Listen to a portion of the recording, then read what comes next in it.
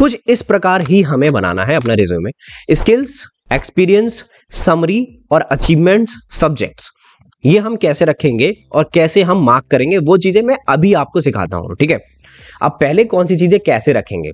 अब एटीएस काम कैसे करता है। मैंने अप्लाई किया तो सबसे पहले एप्लीकेशन जाती है एटीएस के पास, वो पास करेगा रिक्रूटर के पास, रिक्रूटर जाता है हायरिंग मैनेजर के पास, मतलब जो रिक्रूटर होता है वो जाता है आपकी टीम मैनेजर के पास जिसमें आप उसके साथ काम करोगे, मतलब जो टेक्निकल टीम होती है। तो 3 प्रोसेस है, एटीएस, हायरिंग मैनेजर और आपका मैनेजर, ठीक है, बढ़िया, यानी कि आपकी एचआर, मैनेजर और एटीएस। अब बात आती है कि एटीएस को हम कैसे पास करेंगे। देखो अब मैं कुछ रिज्यूमे दिखा रहा हूं, वहां से हम समझेंगे कि एटीएस को मैं पास कैसे कर सकता हूं भैया, ठीक है। अब देखो ये क्या है, एक छोटी सी समरी लिख रही है कि यहां पे क्या ये बॉर्न है, ये आपको लिखने की जरूरत है तो लिखो, ठीक है, लेकिन आप यहां से लिख सकते हो कि I M UX designer with 4 year of experience keeping update. ये समरी हो गई। देखो 1 लाइन की 2 लाइन की समरी लिखना बहुत जरूरी है।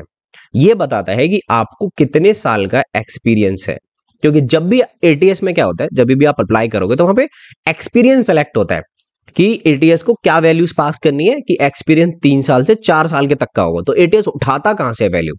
देखो ये सारी चीजें मुझे क्यों पता है, क्योंकि मैं बहुत सारे रिक्रूटर्स को जानता हूं, मैंने उनका पोर्टल देखा है, नौकरी का, लिंक्डइन का, तो वो कैसे फिल्टर मार्क करते हैं और वो एटीएस के पास कैसे जाता है, जो बैकग्राउंड में कोड चल रहा है। तो यहां से उसने रीड किया पूरा रिज्यूमे, उसको 4 साल मिल गया। फिर आपका एक्सपीरियंस, इसकी मैं बात करूंगा, वो जो ईयर्स है इनको कैलकुलेट करके टोटल एक्सपीरियंस निकालता है। तो ये चीजें मेंशन करना बहुत ज्यादा इंपॉर्टेंट है समरी में। तो समरी मेंशन कर दिया मैंने, ठीक है, बढ़िया है। अब बात आती है कि मेरी स्किल्स क्या हैं। अगर ऐसी स्किल आपको अपने रिज्यूमे में ऐड करनी है तो उसके लिए एक इंपॉर्टेंट अनाउंसमेंट, हैशटैग बस एक skill is required to place in your dream company PW skills by physics Wallah, back with their most demanding decoded batches with an absolute 50% off. इसमें भी अगर आपको 245 का ऑफ चाहिए तो आप यूज कर सकते हो मेरा कूपन कोड GA15। इन डिकोडेड बैचेस में हमारे 3 कोर्सेज आते हैं। अगर पहले कोर्स की बात करूं वो है decode full stack web development 1.0, दूसरा है decode data science with machine learning 1.0, तीसरा है डिकोड जावा प्लस डीएसए।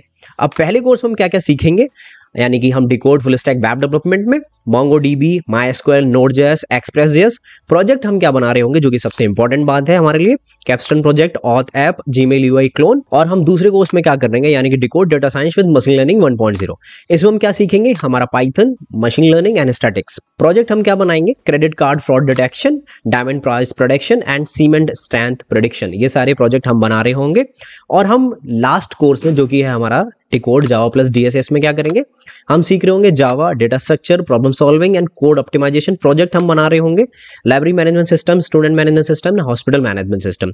और ये तीनों ही कोर्स हमारे कुछ कॉमन ऑफरिंग करते हैं, जैसे कि हमारा मेंटरशिप अंडर जो लोग ऑलरेडी फैंग में काम कर रहे हैं, माइक्रोसॉफ्ट, अमेजॉन में, वर्चुअल लैब का एक्सेस रहेगा, डाउट सपोर्ट आपको रहेगा और कोर्स कंप्लीशन पे आपको सर्टिफिकेशन मिलेगा।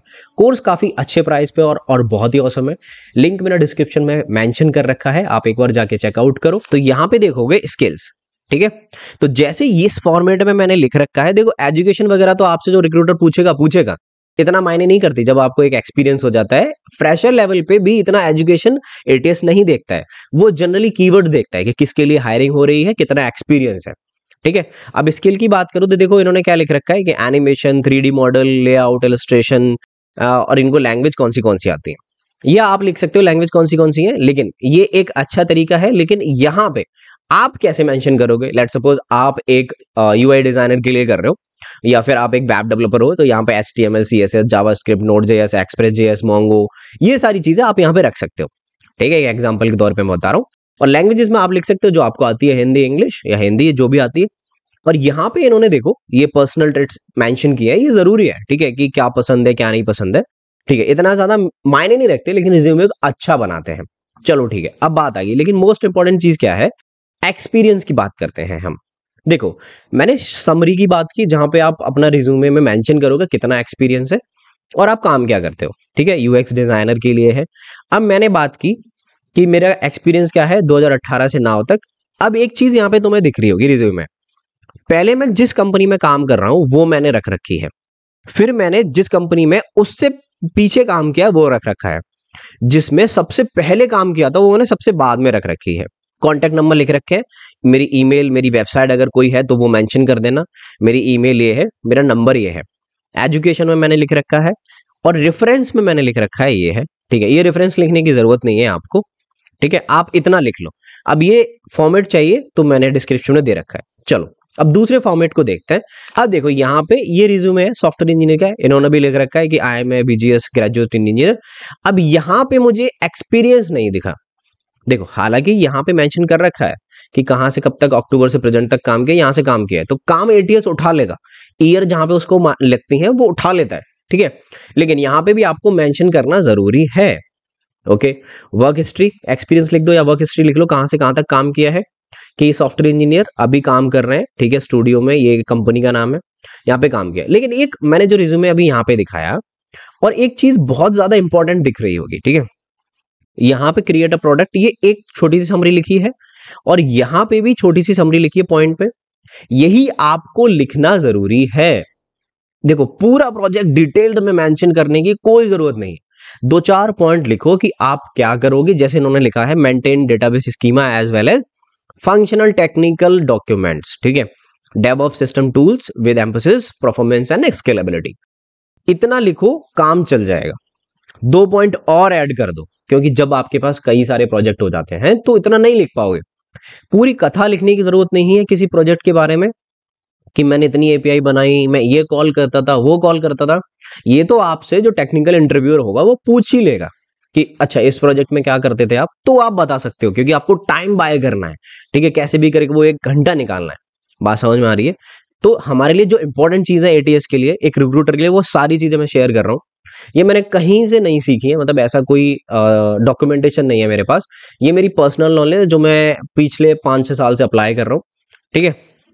अब देखो ये स्किल्स एंड एबिलिटी है, यहाँ पे भी इन्होंने मेंशन कर रखा है कि सॉफ्टवेयर डिबगिंग, ये एक अच्छा तरीका नहीं है, कोडिंग और ये आप ऐसे मत करना, जैसे यहाँ पे कर रखे हैं इन्होंने वैसे आप कर सकते हो, जो आपको पसंद है, लाइक जावा, पाइथन, और जो भी आपकी स्किल्स हैं, स्प्रिंग बूट एंड ऑल, आपका HTML CSS, वो यहाँ पे मेंशन कर सकते हो। I will not recommended this, ठीक है।